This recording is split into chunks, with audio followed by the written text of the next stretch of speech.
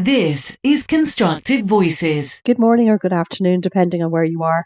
This is Jackie De Burca for Constructive Voices, and I'm absolutely delighted to welcome as our very first local expert, a person I have a huge amount of respect for and have worked with from time to time for Constructive Voices, Sangeeta Waldron, who's an author and a PR expert. Sangeeta, I'm so delighted you're with us today. Oh, me too, Jackie. And thank you for such a wonderful introduction. And it's great to be back in conversation with you. Thank you so much, Sangeeta. So would you like to elaborate a little bit more on your career, where you are to date? First of all, about your PR work and, of course, then about your books. Sure. Not to sound or put anyone to sleep, but I've been over 30 years in communications and public relations work. I started out my career many, many moons ago writing speeches and briefings for a previous Prime Minister, UK Prime Minister and ministers. I've worked for some of the most amazing brands, global brands. I worked for the first Mayor of London, Ken Livingstone.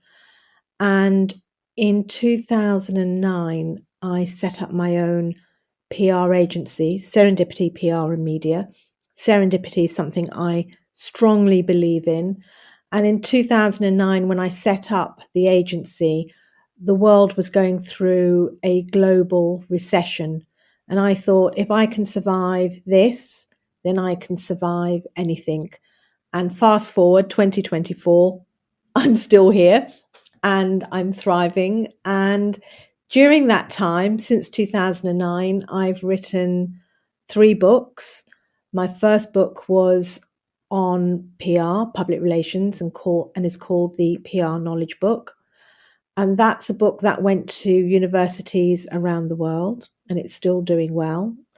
And I can't even remember timelines now, but during the pandemic, during the pandemic, I published my second book, which is Corporate Social Responsibility is Not Public Relations.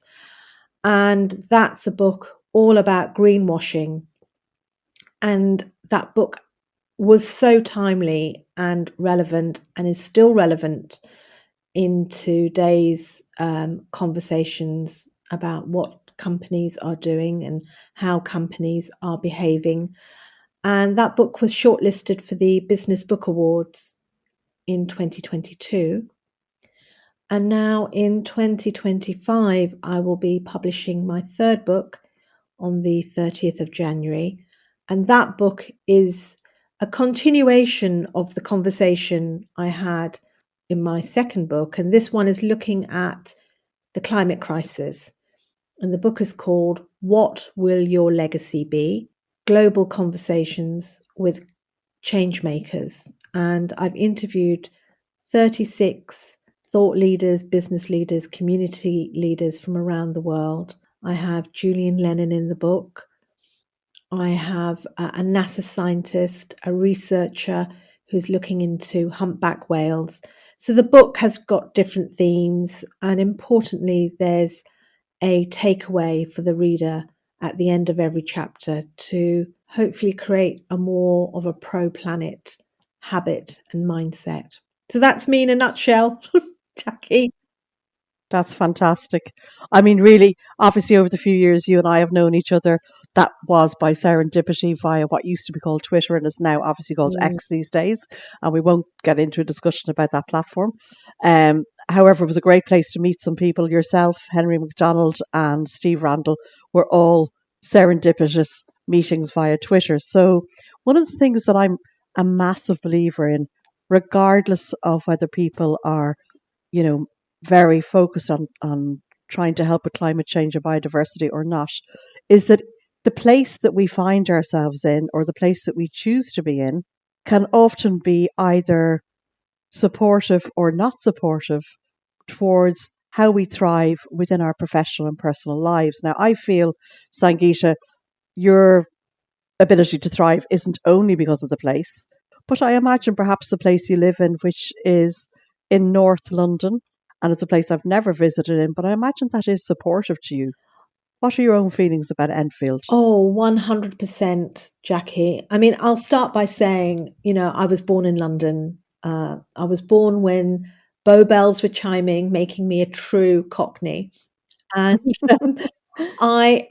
we came to Enfield as a stopgap. It was never really meant to be long term, but it's an incredible place. There's a real community here. And what I've discovered is community plays a big part to help us all to thrive, to do better.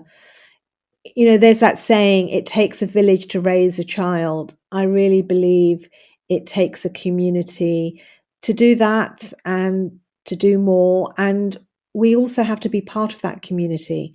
We also have to invest in our communities. And where we live here in Enfield, surprisingly, people don't realise how green it is, how many fields we have, how much sort of, beautiful trees and nature. We live among nature here. We have a river.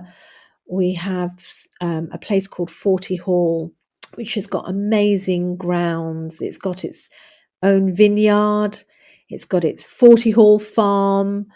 And it's really investing in sustainability. And I think we're very, very lucky to have these places on our doorstep. It sounds really wonderful. I mean, obviously, I did my research before our conversation today, and I was quite blown away and quite surprised about the amount of nature there. Now, the estate that you've just mentioned, Sangeeta, Forty Hall Estate, that's actually earned a Green Flag Award, hasn't it? It has. And I mean, it's so much part of the community. People go there to escape. Maybe, it's packed on the weekends. It's also a place where we introduce certain kinds of livestock, or would you call it livestock, or, species back into the local ecosystem. So You're talking about the beavers, yes, I imagine. the beavers. How wonderful. Yes, and we've also now got this kind of, I don't know, cattle, I think, for use of a better word, that's grazing on some of the green areas there. And local people are invested in Forty Hall. It's not just a place where you go to experience nature, but it's also the hall itself, the grounds, the building is a place where people get married in. It's a place where you have events, and even the Antiques Roadshow came there during the pandemic. So it's a real hub, and I think that's important. It shows how nature is part of us, and we live with it.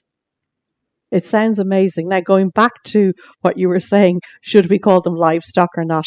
They are red pole cows, and there's something that you mentioned in our sort of like our pre-research to this chat today, the use of QR codes. Tell me about all of this.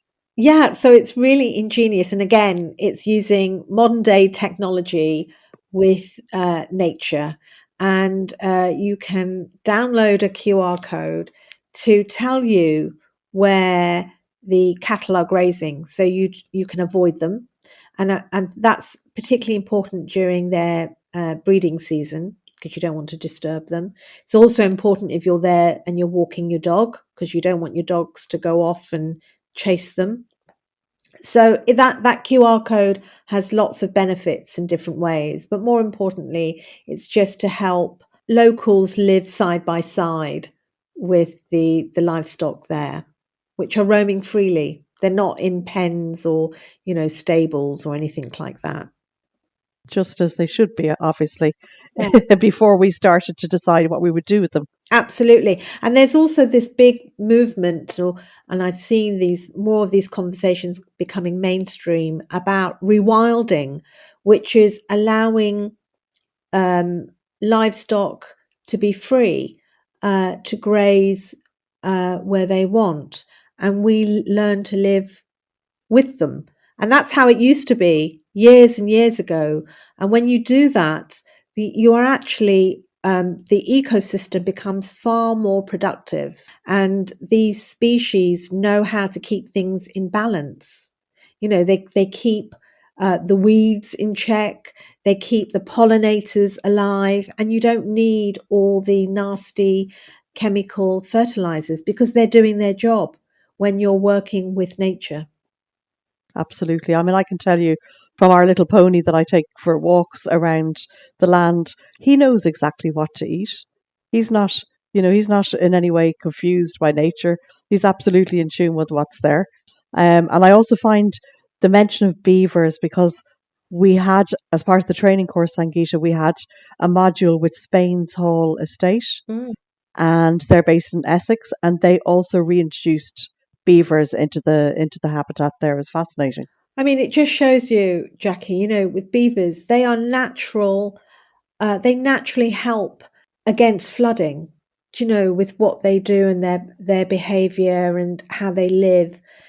And it always makes me think nature has thought of everything to keep everything in place and in balance. It's just us who's gone in and disrupted everything because we don't know. And we should make it our job to know, to understand. I do believe that, because then we have more of an understanding how we all fit. And it's a big puzzle, but we all have a place and a responsibility.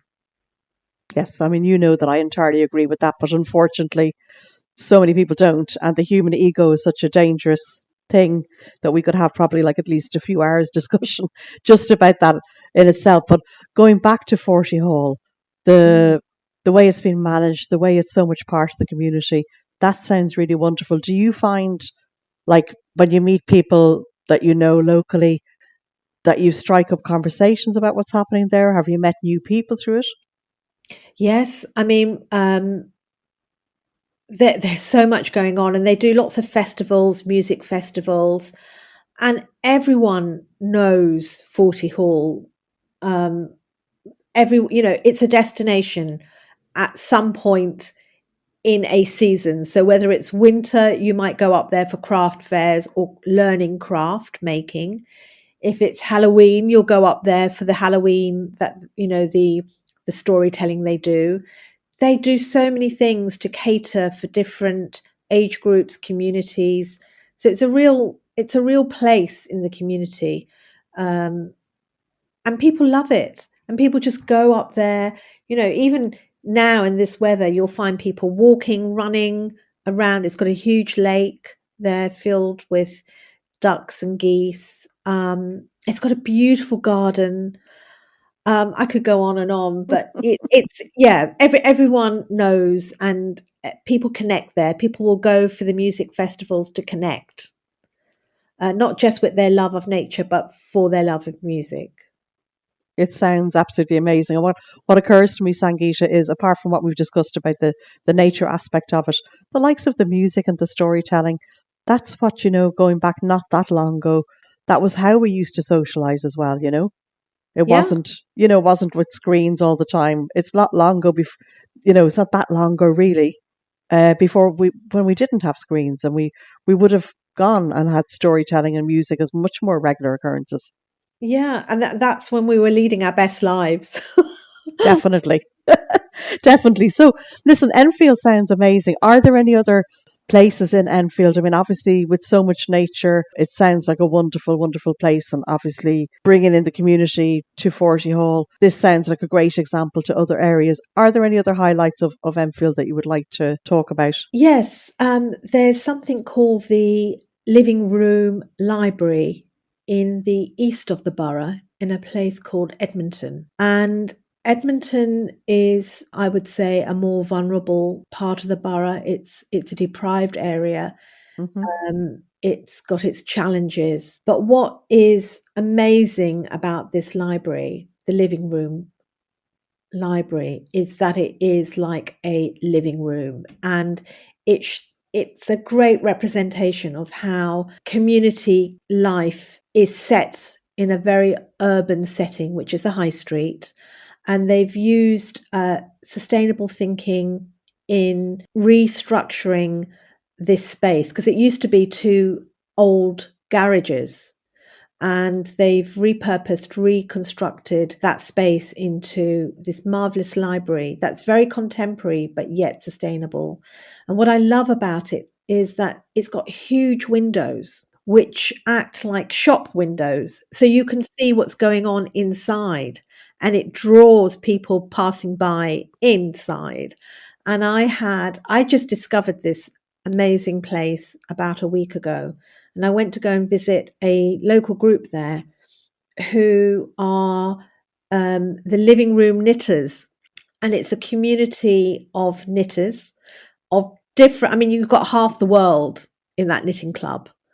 And they all come together to create crocheted items, cushions, knitted pieces to sell so they can become sustainable as a group, and so they can keep continuing to buy their wool and needles. But it's also it's a bit of storytelling in what they're doing as well. And I mean that's just such a contemporary space.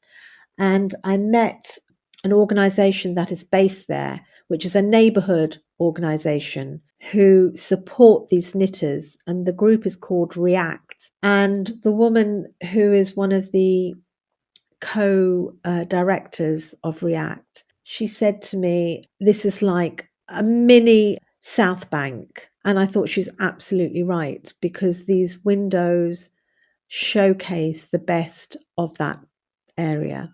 What a huge compliment for something, A, because you've talked about the challenges of the area, B, the fact that it was 2 garages originally. I mean, what a huge achievement that is to turn it into something that could be compared to the South Bank. Yeah, it's really special. And it's now, I believe it's also become a blueprint for other things going on in London. And it's changed the high street. It's made it more of a neighbourhood. And that's important. That goes back to this whole thinking of community. So, I mean, I guess listening to those 2 examples, Sangeeta, it seems like your area is actually a leading area. Would that be correct in London in general, or are there other areas that you feel are equal? I believe we're leaders, I'm sure. But the other thing I want to say, Jackie, which is very special about Enfield, is that we still have our local newspaper that's not created by AI, or it's a real newspaper with a real editor, and it's called the Enfield Dispatch. And, you know, there's a lot of work now being done which shows that local newspapers and local media is the backbone of communities, because they counteract misinformation, disinformation, and they are a place where communities go for real, authentic news. So yes, I think we are high-fiving. We're on fire here in Enfield. That's a brilliant way to put it. But yes, I saw an interaction of yours on LinkedIn yesterday, and with another female, I don't remember her name, and it was, of course, about this, you know, local news and being authentic news. And it's a bit like we're going back to the first place that you mentioned, Forty Hall Estate, you know, and also the living room library.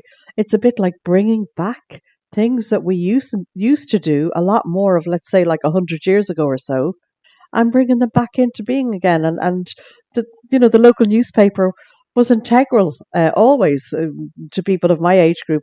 I'm heading towards my late 50s now, so it's completely normal. Whereas now, those things have disappeared, unfortunately, so quickly. Again, yes. Do you know what? As you were talking, it reminded me of Doctor Who. We are regenerating. That's brilliant. I love that.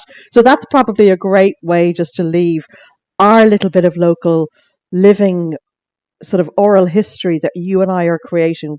Obviously, I'm just, if you like, the vessel to enable it. But, you know, that you've just created a little bit of local history that's genuine, authentic, about your own area of Enfield. And it's been such a pleasure, Sangeeta.